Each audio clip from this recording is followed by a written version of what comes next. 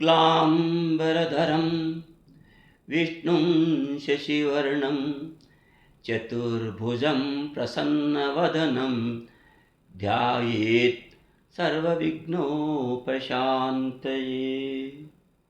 శ్రోతలకు నమస్కరించుకుంటూ ఈరోజు ఒక ముఖ్యమైన వీడియో చేయాలనుకున్నాను. అది మన సనాతన ధర్మంలో ఎంతో ప్రాముఖ్యత చెందిన మహాభారతం గురిలో ఉన్నత ప్రమాణాలు కలిగిన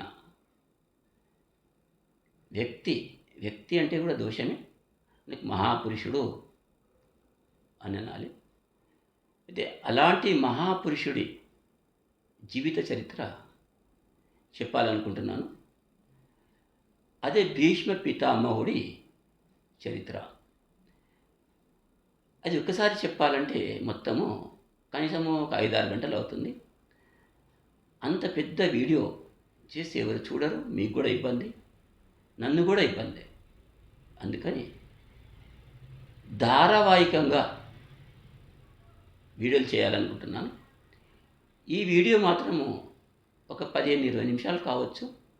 వచ్చే వీడియోలు దాదాపు 10 నిమిషాలు అవుతుంటాయి, అంతే చెప్తాను. ఎందుకంటే అందుకని ధారావాహికంగా వీడియోలు చేయాలనుకుంటున్నాను. ఈ వీడియో మాత్రము ఒక 15-20 నిమిషాలు కావచ్చు. వచ్చే వీడియోలు దాదాపు 10 నిమిషాలు అవుతుంటాయి, అంతే చెప్తాను. ఎందుకంటే దీని లోపల కాస్త క్షుణ్ణంగా చెప్పాలి. ఈ వీడియోలో మొదటి వీడియో కాబట్టి క్షుణ్ణంగా చెప్పాలి అనే ఉద్దేశంతో కాస్త వీడియో పెరగచ్చు. దయచేసి మీరంతా మీ సమయాన్ని కేటాయించి ఈ సనాతన ధర్మం లోపల ఏదైతే మన చరిత్ర ఉందో, ఏది జరిగిందో, ఆ మహాభారతం లోపల ఒక మహాపురుషుడి చరిత్ర తెలుసుకోండి. అయితే ఇక్కడ భీష్మ పితామహుడు జన్మించే వరకే చెప్తానండి. ఆ తర్వాతది ఇంకొక వీడియోలు చెప్తాను. భీష్మ పితామహుడు ఎలా జన్మించాడు అనేదే ఈరోజు నేను చెప్తున్నాను. అయితే ఒకానొకసారి బ్రహ్మలోకంలో బ్రహ్మదేవుడి నాయకత్వంన ఒక సభ ఏర్పాటు చేయడమైంది. ఆ సభ ఏంటంటే లోక కళ్యాణార్థము దేవతలు ఏమి చెయ్యాలి అంటే, ఈ మానవులకు ఉద్ధరించే మార్గము, భక్తి మార్గము తెలపాలి అంటే దేవతలంతా ఏం చేయాలి అని ఒక సభ నిర్వహించారు. ఆ సభలో ఇంద్రాది దేవతలు వచ్చారు, ఋషులు వచ్చారు, మహర్షులు వచ్చారు, రాజర్షులు వచ్చారు, అందరూ వచ్చారు, మహామునులు వచ్చారు. ఎంతోమంది ఆ సభకు హాజరైనారు. అయితే ఆ సభలోనే అప్పుడే గంగాదేవి కూడా ప్రవేశించింది. హిమవంతుడి కూతురు గంగాదేవి కూడా ఆ సభలో ప్రవేశించింది. గంగాదేవి ప్రవేశించిన కొద్ది క్షణాల్లోనే బాగా గాలి వీచిందండి. ఆ గాలితోటి గంగాదేవి యొక్క పైట కాస్త జారిపోయిందంటే ఇట్లా. గంగాదేవి పైట జారిపోయినప్పుడు అక్కడున్న దేవతలు, ఋషులు, మునులు అందరూ కూడా తాము బ్రహ్మదేవుడి ఆస్థానంలో సభలో ఉన్నాము అని మర్యాద పాటించి అందరూ కూడా తన చూపులు కిందికి మరల్చుకొని తల కిందికి ఇలా వంచేసి గంగాదేవిని చూచి చూడకుండా కూర్చున్నారు. అయితే అప్పుడే ఒక సంఘటన జరిగింది అక్కడ. ఏంటంటే గోపీషుడు అనే రాజర్షి మాత్రము వీరిని ఎవరిని గమనించకుండా తాను సభలో ఉన్నాను, బ్రహ్మదేవుడి సభలో ఉన్నాను అనేది కూడా మర్చిపోయి తదేకంగా ఆ గంగాదేవి అందచందాన్ని చూస్తున్నాడు. గంగాదేవి చూపు కూడా ఈ గోపీషుడి పైన మరలింది. ఇద్దరును అక్కడ సభలో ఉన్నాము అని మర్చిపోయారు. ఇద్దరు తదేకంగా ఒకరినొకరు చూసుకుంటున్నారు. వాళ్ళ లోపల ఒక విధమైన కోరిక కూడా జనించింది. అయితే ఆ ఇద్దరిని గమనించిన బ్రహ్మదేవుడు వీరిద్దరిని ఒక శాపమిచ్చాడు. మీరు నా సభలో ఉండగా మీరిద్దరూ ఇలా ప్రవర్తించినందుకు మీరు భూలోకంలో జన్మించి భార్యాభర్తలుగా జీవించి ఒక జన్మ తర్వాత మళ్ళీ ఈ లోకానికి రావచ్చు అని బ్రహ్మదేవుడు శపించాడు. అయితే దేవతల శాపం లోపల కూడా గమనించవలసింది మనకు, శాపమా అది ఆజ్ఞనా లేక లోక కళ్యాణార్థము వారు చేసిన పనా, ఇది మాత్రం మనము గమనించాలి. చాలా ఎక్కడ ఏ పురాణాలు చేసినా కానీ శాపాలు, భగవంతుడి శాపాలు అంటే ఒక ఆజ్ఞ మాదిరిగానే ఉంటాయి. తర్వాత అవి లోక కళ్యాణార్థం మాత్రమే పుట్టుకొస్తాయి. మరి ఇక్కడ బ్రహ్మదేవుడు కూడా లోక కళ్యాణార్థమే సభ నిర్వహిస్తున్నాడు కాబట్టి లోక కళ్యాణార్థమే వారిని శపించడనుకోండి, ఆజ్ఞాపించిందనుకోండి. అయితే ఆ బ్రహ్మదేవుడి ఆజ్ఞ మేరకు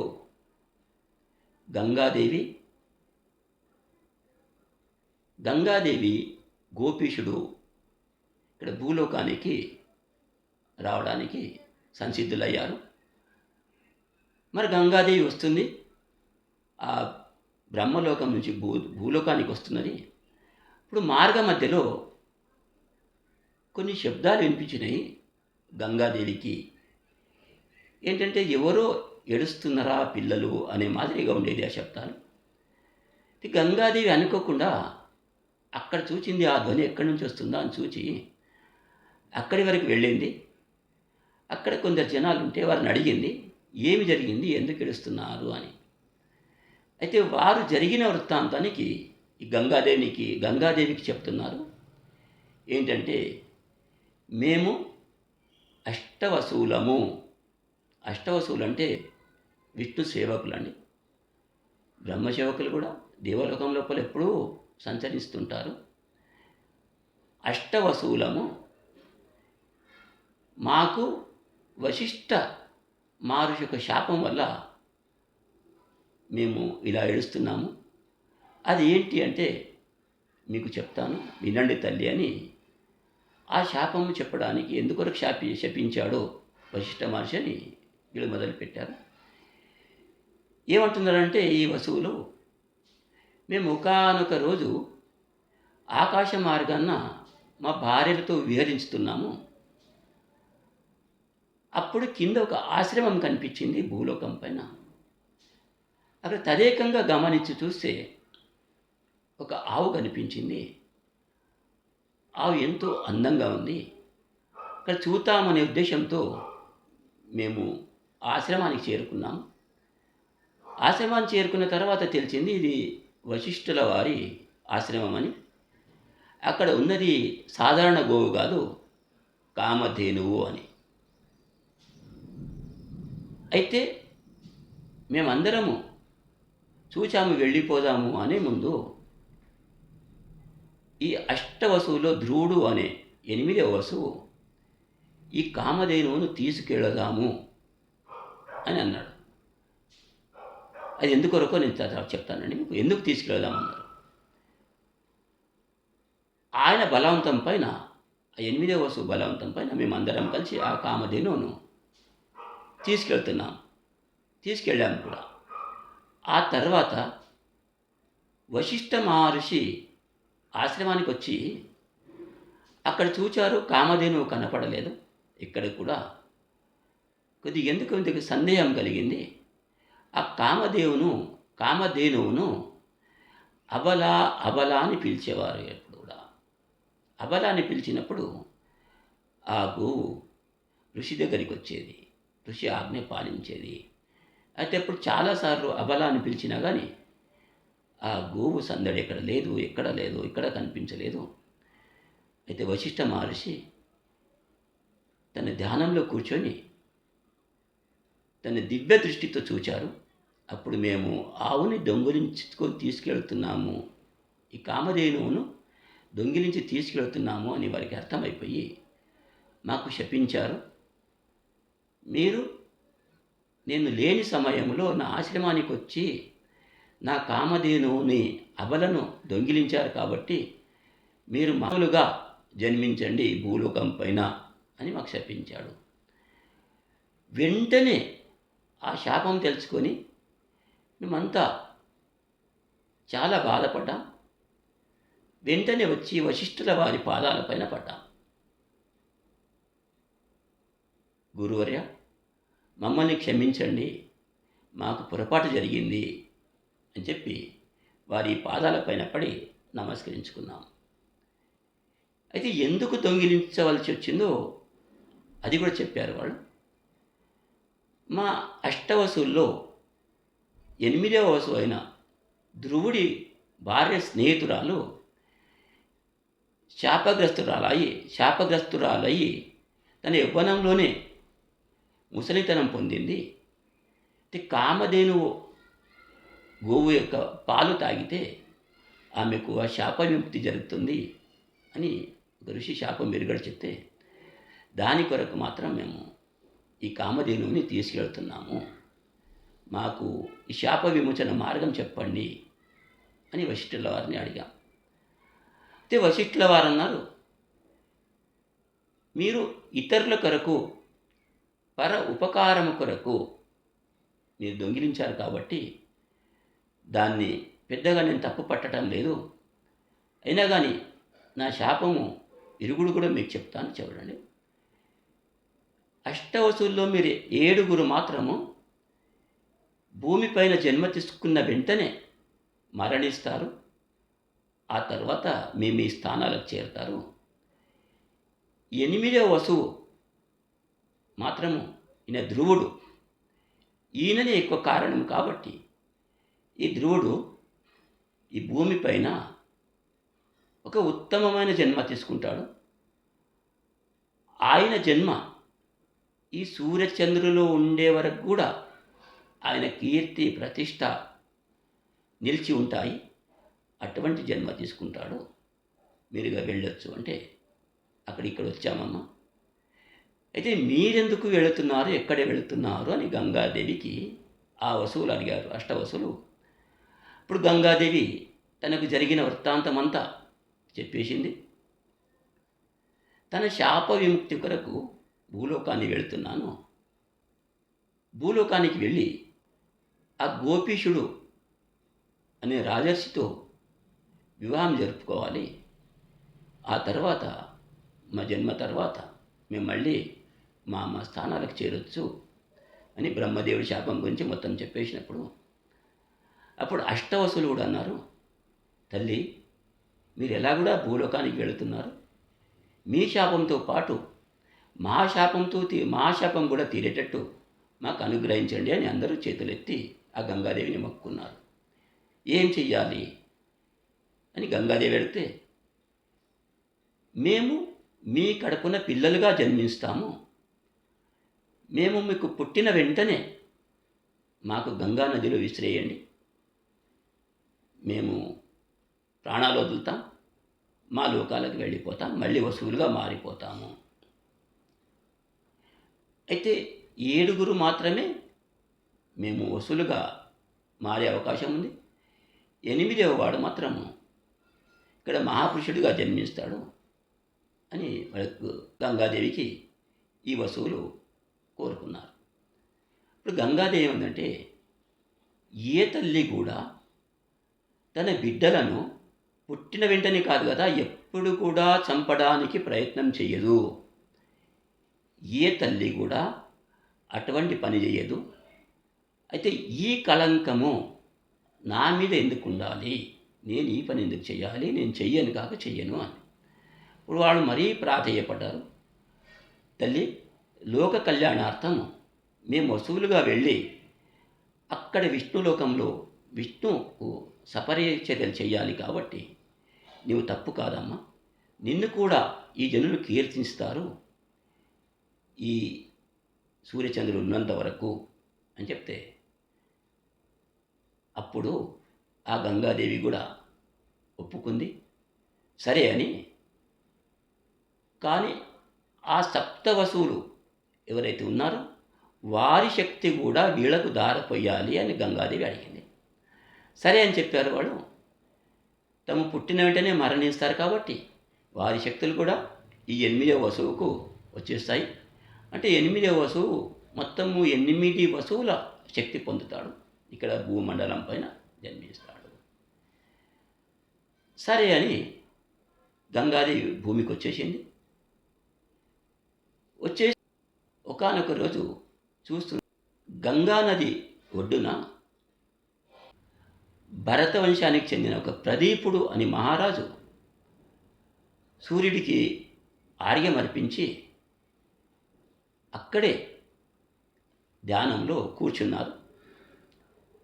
అప్పుడు గంగాదేవి గమనించింది,